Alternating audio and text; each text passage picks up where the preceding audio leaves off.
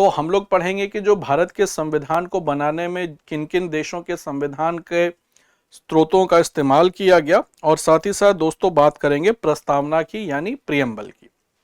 अब दोस्तों सबसे पहले बात करते हैं भारत के संविधान के स्रोत की। अब दोस्तों जैसा मैंने आपको लास्ट सेशन में भी बताया था कि भारत का संविधान बनाने में तकरीबन 60 देशों के संविधान को पढ़ा गया। तो भारतीय संविधान का दोस्तों अगर देखा जाए कि जब मसौदा तैयार किया गया था तो तकरीबन 60 देशों के संविधान को पहले अध्ययन किया गया, और इस भारत के संविधान को बनाने में जो कुल खर्च लगा था वो 64 लाख रुपए का लगा था।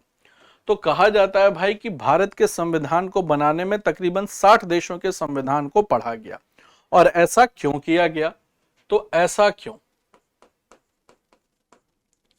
क्यों किया गया कि भारत के देश के संविधान को बनाने में तकरीबन 60 देशों के संविधान को पढ़ा गया। और ऐसा दोस्तों इसलिए किया गया कि एक ऐसा संविधान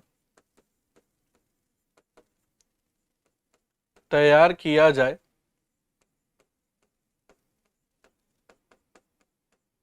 जो किसी भी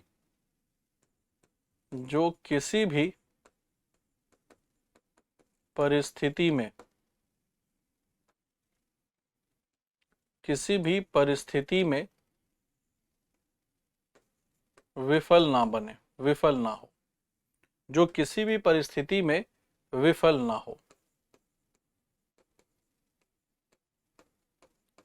नहीं हो।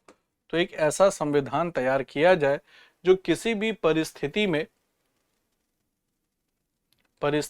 विफल ना हो, एक ऐसा संविधान तैयार किया जाए।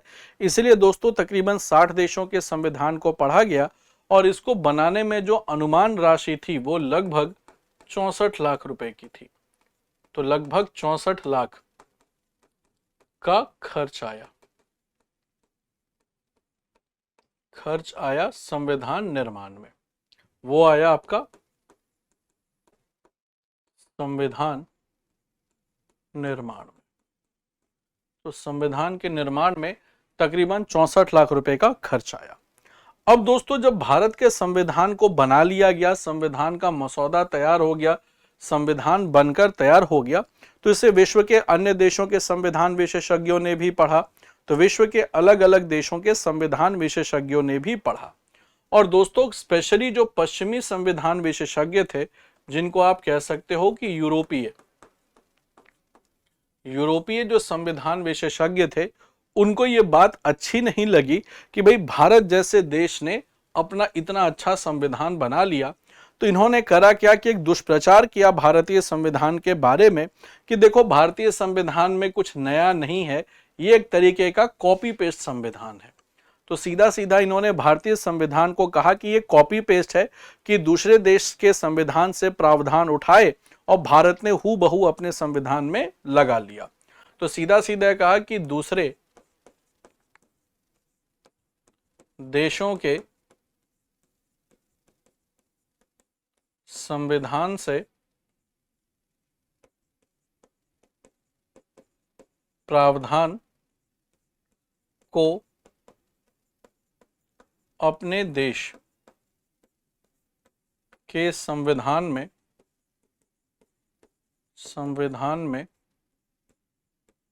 अंगीकृत कर लिया।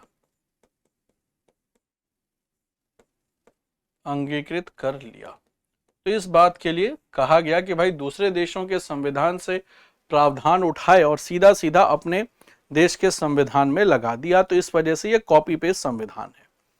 हालांकि दोस्तों ये बात तो बिल्कुल ही गलत थी, और भारत के जो संविधान के विशेषज्ञों ने जब इसका जवाब दिया तो कहा कि भाई भारतीय संविधान कॉपी पेस्ट संविधान नहीं है। क्यों नहीं है? क्योंकि भले ही जो इसके विषय हैं विदेशी संविधान से अपनाया गया है, लेकिन इसके अंदर की जो सामग्री है, इसके अंदर के जो प्रावधान है वो हमारी अपनी है। तो हम ये मानते हैं कि भाई हमने जो थीम है वो लिया है फॉरेन कंट्री से, लेकिन जो इसका कंटेंट है वो हमारा अपना है। तो भले ही हमने प्रावधान विदेशों से लिए हैं, लेकिन उसका जो कंटेंट है वो हमारा अपना है। तो ये हम लोग हमेशा कह रहे हैं कि भाई जो थीम है, थीम तो हमने लिया है फॉरेन कंट्री से, तो जो थीम है या इसके प्रावधान है ये विदेशी संविधान से तो हैं,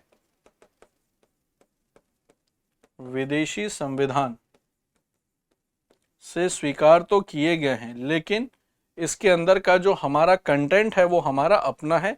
यानी जो इसके अंदर का जो थीम है, जो इसके अंदर का जो कंटेंट है, जो कंटेंट है वो भारतीय है,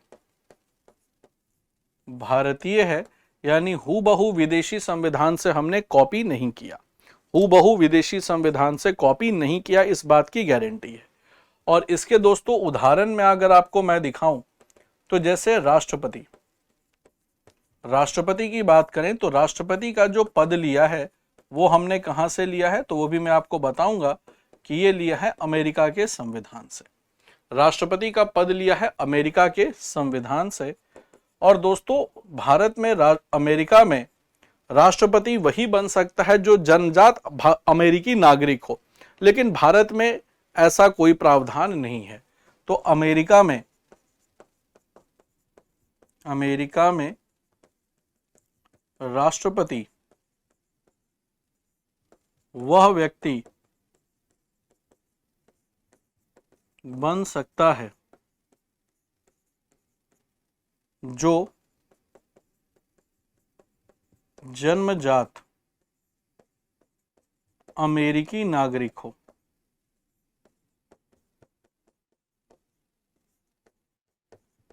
लेकिन भारत में ऐसा कोई प्रावधान नहीं है। लेकिन भारतीय संविधान में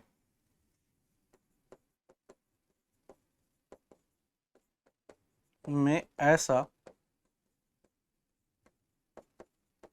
प्रावधान नहीं है कि भारत का राष्ट्रपति बनना है तो आपको भारत का पैदाइशी नागरिक होना चाहिए, यानी आपका जन्म भारत में ही होना चाहिए। ऐसी कोई बाध्यता नहीं है।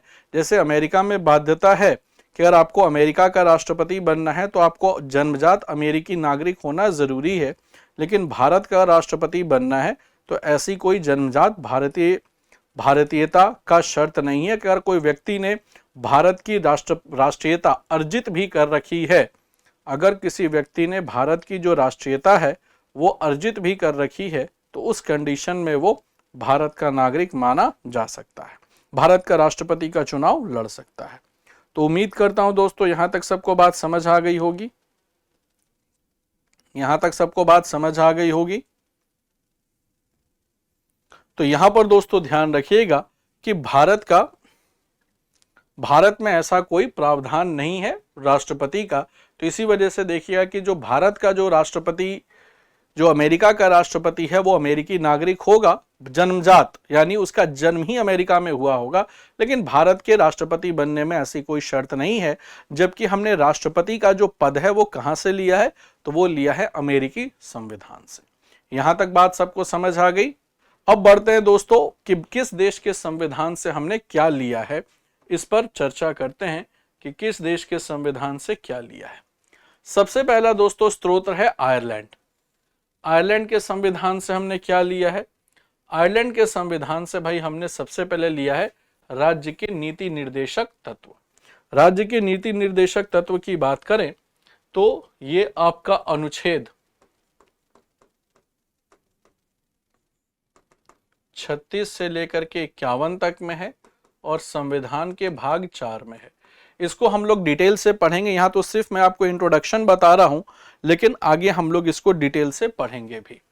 इसके बाद दोस्तों दूसरा लिया है राष्ट्रपति के चुनाव कराने की विधि और राज्यसभा के नामित सदस्य। नामित सदस्य को दोस्तों मनोनीत सदस्य भी कहते हैं। नामित सदस्य को कहते हैं मनोनीत।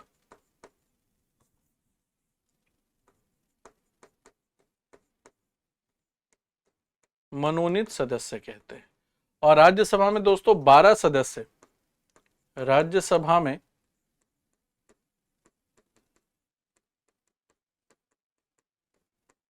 राष्ट्रपति द्वारा 12 सदस्य 12 सदस्यों को नामित किया जाता है। 12 सदस्यों को नामित किया जाता है। तो ये तो हो गया आयरलैंड से। इसके बाद दोस्तों नेक्स्ट आता है कनाडा। कनाडा से हमने लिया दोस्तों भारत संघ, जो आप पासपोर्ट पर लिखा देखते हैं कि यूनियन ऑफ इंडिया लिखा होता है। राष्ट्रपति के द्वारा राज्यपाल की नियुक्ति, यानी राष्ट्रपति ही काउंसिल ऑफ मिनिस्टर के एडवाइस पर करते हैं राज्यपाल की नियुक्ति, और जो राज्यपाल होता है वो राज्य का संवैधानिक प्रमुख होता है।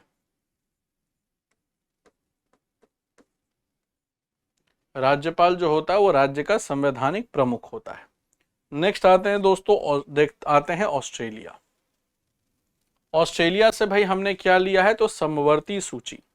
देखो समवर्ती सूची जो है वो अनुसूची 7 में है, 7 शेड्यूल में है, अनुसूची 7 में है समवर्ती सूची। और इस विषय पर केंद्र और राज्य दोनों कानून बना सकता है। तो समवर्ती सूची में जो भी विषय होंगे उन पर केंद्र और राज्य दोनों कानून बना सकते हैं। केंद्र और राज्य दोनों कानून बना सकते हैं। ये समवर्ती सूची में होता है। वाणिज्य और व्यापार की स्वतंत्रता। इसके अलावा लिया है संसद की संयुक्त बैठक।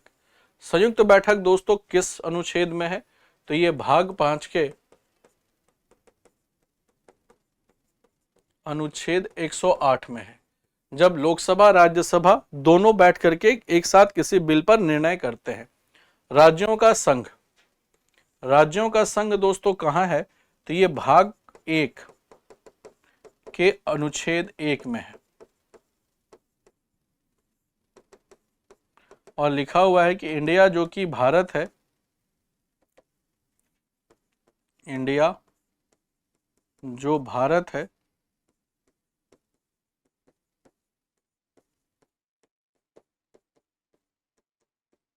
राज्यों का संघ होगा। और दोस्तों नेक्स्ट इसमें लिए हुई है प्रस्तावना की भाषा। तो जो प्रस्तावना की भाषा है वो लिया हुआ है ऑस्ट्रेलिया से। इसके बाद है दोस्तों फ्रांस। फ्रांस से हमने क्या लिया है, तो गणतंत्रवादी सरकार। गणतंत्रवादी सरकार का मतलब होता है कि राष्ट्र प्रमुख का चुनाव होगा। राष्ट्र प्रमुख का चुनाव होगा, इसी को कहते हैं गणतंत्रादि सरकार। और स्वतंत्रता, समानता और बंधुत्व का विचार, और ये लिया गया है फ्रांस की क्रांति से।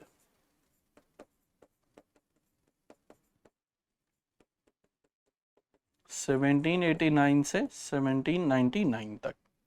इसके बाद दोस्तों नेक्स्ट है सोवियत संघ, जिसको आप सीधा सीधा रूस भी कह सकते हैं।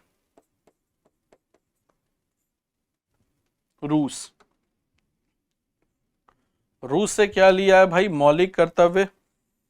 और मौलिक कर्तव्य है संविधान के भाग 4A में, और इसका अनुच्छेद एक ही है, 51A में। फिर लिया है न्याय के सिद्धांत, और न्याय के सिद्धांत हैं दोस्तों सामाजिक, आर्थिक और राजनीतिक। सामाजिक, आर्थिक और राजनीतिक। और ये आपको प्रस्तावना में दिखेगा, ये आपको संविधान की प्रस्तावना में मिलता है। इसके अलावा दोस्तों है दक्षिण अफ्रीका। दक्षिण अफ्रीका से क्या लिया है, तो संविधान संशोधन, और ये संविधान के भाग 20 में है। और जो अनुच्छेद कितना है, तो अनुच्छेद है 368 में। और राज्यसभा के सदस्यों का चुनाव। इसके बाद दोस्तों जापान। जापान से क्या लिया है, विधि के द्वारा स्थापित प्रक्रिया कि जो भी काम होगा वो विधि सम्मत होगा, यानी जो प्रक्रिया होगी वो विधि सम्मत होगी, विधि के हिसाब से होगी। और इसके बाद है दोस्तों वाइमर संविधान। वाइमर संविधान दोस्तों जर्मनी का संविधान है। जर्मनी का संविधान का मतलब है कि आपातकाल में मूल अधिकारों का निलंबन, कि जब आपातकाल लगेगा तो मूल अधिकार जो होंगे वो निलंबित कर दिए जाएंगे, यानी जब भी आपातकाल का समय होगा तो मूल अधिकारों का निलंबन कर दिया जाएगा, मूल अधिकार निलंबित हो जाएंगे। यहां तक बात सबको समझ आ गई। अब आ जाते हैं दोस्तों अपने नेक्स्ट पर टॉपिक पर, वो है ब्रिटेन। ब्रिटेन से भाई क्या क्या लिया है, तो सबसे पहले लिया है एकल नागरिकता। एकल नागरिकता का सीधा सीधा मतलब है कि जहां देश की नागरिकता मिलती हो, जहां देश की नागरिकता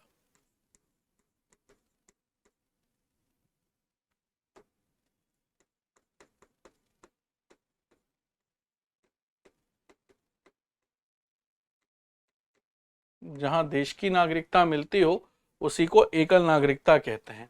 सरकार का संसदीय स्वरूप, सरकार का संसदीय स्वरूप का मतलब है कि सरकार जो है वो संसद के प्रति जवाबदेह होती है।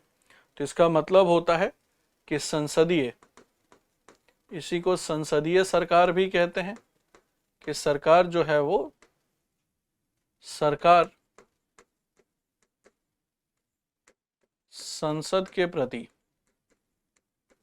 संसद के प्रति होती है जिम्मेवार।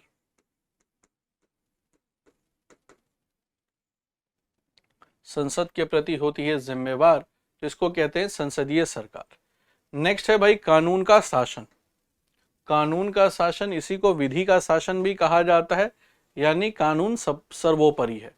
द्विसदनीय विधायिका, यानी विधायिका के दो सदन होंगे, कि विधायिका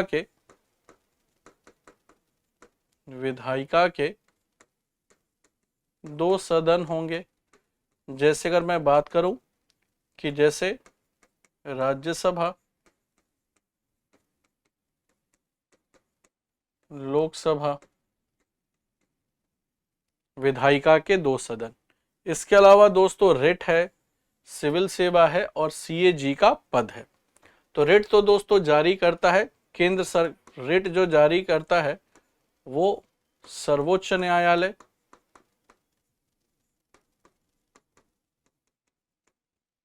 या फिर उच्च न्यायालय जारी करता है,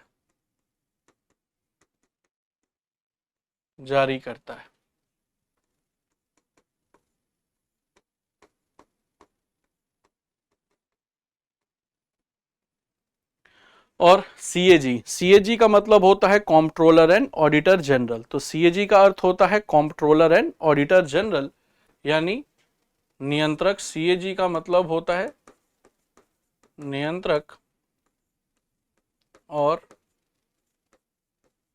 महालेखाकार परीक्षक। और ये भाग 5 और अनुच्छेद 148 में, भाग 5 और अनुच्छेद 148 में सीएजी। ठीक है। अब भाई बात कर लेते हैं अमेरिका से, कि अमेरिका से हमने क्या क्या लिया है। संयुक्त राज्य अमेरिका से तो लिया भाई प्रस्तावना, थोड़ी देर में पढ़ाऊंगा भी। मौलिक अधिकार, मौलिक अधिकार जो है ये भाग 3 में 12 से लेकर के 35 तक में है, 12 से लेकर के 35 तक के अनुच्छेद में है, अनुच्छेद 12 से 35 तक में। फिर उपराष्ट्रपति और राष्ट्रपति का पद, तो उपराष्ट्रपति और राष्ट्रपति का पद या कार्यालय भी कह सकते हैं। राष्ट्रपति रक्षा बलों के सर्वोच्च कमांडर, राष्ट्रपति पर महाभियोग, यानी समय से पहले राष्ट्रपति को अपने पद से हटा देना। देन अटॉर्नी जनरल, जिसको कहते हैं महान न्यायवादी। न्यायिक समीक्षा, जिसको कहते हैं जुडिशियल रिव्यू। और न्यायिक समीक्षा भाई है कहाँ, तो ध्यान रखिएगा कि अनुच्छेद 13 में है। इसके बाद स्वतंत्र न्यायपालिका। स्वतंत्र न्यायपालिका का मतलब होता है कि न्यायपालिका पर कार्यपालिका और विधायिका का हस्तक्षेप नहीं होता। तो स्वतंत्र न्यायपालिका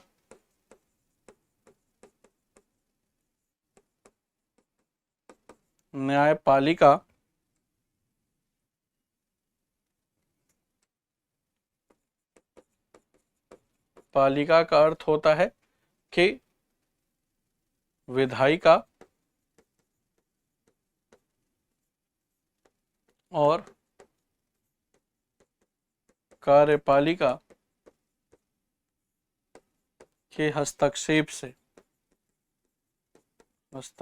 से मुक्त, विधायिका और कार्यपालिका के हस्तक्षेप से मुक्त होता है। फिर उच्चतम न्यायालय के न्यायाधीशों और उच्च न्यायालय के न्यायाधीशों को हटाना, अपने पद से हटाना, तो वो पूरा का पूरा जो प्रावधान लिया गया है वो लिया गया है संयुक्त राज्य अमेरिका से। और फिर आते हैं भारत सरकार अधिनियम 1935, जिसको भारतीय संविधान का ब्लूप्रिंट कहते हैं। तो कहा जाता है ब्लूप्रिंट भारतीय संविधान का।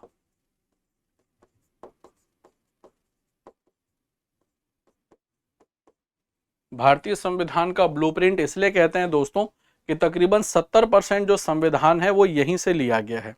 तो तकरीबन 70% जो भारत के संविधान के प्रावधान है वो यहीं से लिए गए हैं। अब एग्जाम की तैयारी को और बेहतर करने के लिए हमारे चैनल को लाइक, शेयर और सब्सक्राइब करना ना भूलें।